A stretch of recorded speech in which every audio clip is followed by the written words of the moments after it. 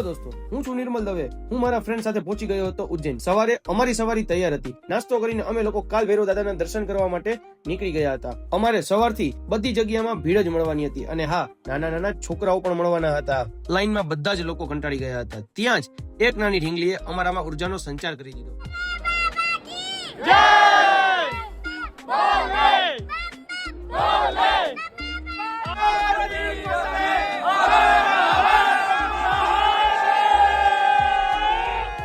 ત્યારબાદ દાદાના દર્શન કર્યા અને દાદાના દર્શન કરીને નીકળ્યા ત્યાં જ ટ્રાફિક થી યાદવજી કંટાળી ગયા.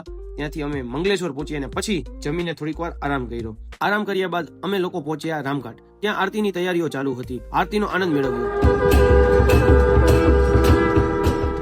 ત્યાંથી ડાયરેક્ટ ભગવાન મહેરબાન હતા એટલે હરસિદ્ધિ માતાજીના મંદિરમાં પણ આરતીનો આનંદ મેળવ્યો.